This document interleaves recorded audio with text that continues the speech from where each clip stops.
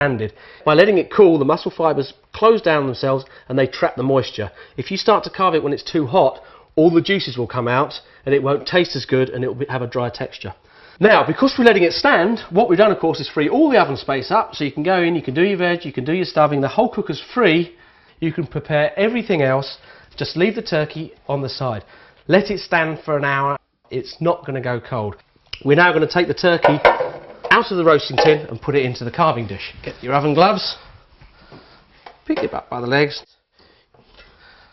Now see, when you pick this turkey up, it doesn't all fall apart. If you do that with a normal turkey, it would all go bloop, fall apart.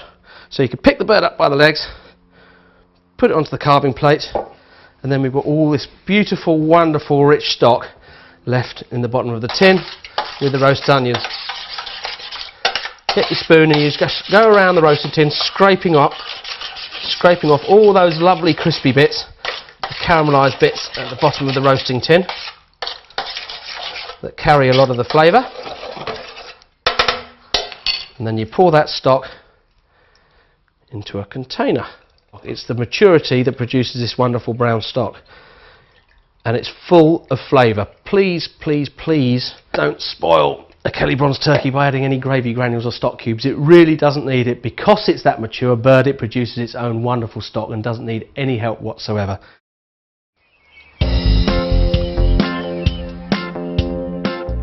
So, step 4, how to carve the turkey. The way I'm going to show you how to carve the turkey is probably very, very different to that you've done before.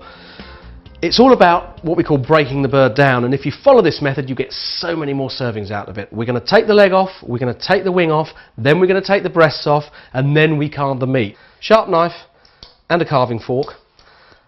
Take the knife and using the tip of the blade we're just going to cut through the skin of the thigh. So you've cut the skin, fold the bird over onto its breast, like that, and then you just peel back the leg, like that. There we go. Now what we've got here, this actually is the very best part of the turkey. Now a lot of people miss this. That is what we call the oyster. That's in the back rib cage. It's similar to the fillet. Look at that. And that actually is the carver's perks. So turn the turkey back over onto its back and then just hold the wingtip, and because we've let the turkey stand, it's nice and cool so you can handle the bird. That's very easy, that will just peel off, and if you have to, just slip the wing off. So that's exposed the whole of the breast, and that in itself would make it easier to carve, but we're going to go a step further and we're going to take the whole of that breast off and put it onto the plate.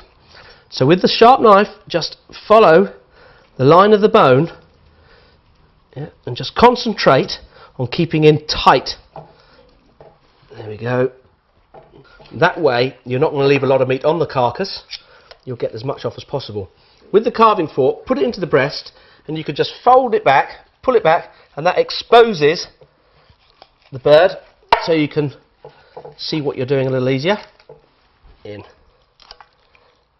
There we go. So that's the whole of the turkey breast off. As I say, I make this look quite easy. It probably won't be as easy for you, but you don't have to panic. Just take your time.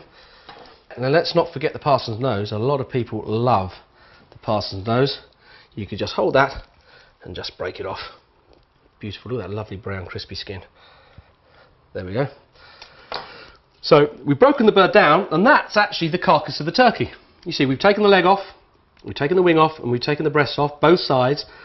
That, of course, is a beautiful soup pack, so don't throw it away. What I'm going to do now is I'm going to peel the skin off, because some people love the skin, and that is beautifully brown and crispy. And because we've taken the breast lobes off the bird, we can now get lovely slices of beautiful turkey meat.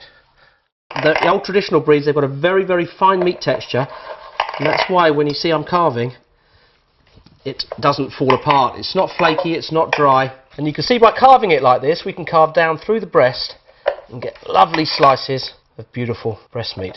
And again, look at the turkey meat here. Look at the beautiful, beautiful dark meat. The reason this is dark is because of the hemoglobin. The birds are all free range, they're very mature, so they've got mature dark meat. That hemoglobin gives it that lovely dark, rich colour, and it also adds lots and lots of flavour. Now you can just carve the dark meat into the bottom of the carving tin. So there we've broken the whole turkey down, and now it's ready for serving. Before we serve it, we're actually going to pour the stock over the meat, because if you pour the stock over the meat, then what's happening is the meat is taking up the full flavour of the turkey, because all the flavour of the turkey is in the juices as well as the meat. So by pouring the juices over the meat, it's going to take up the full flavour of the bird.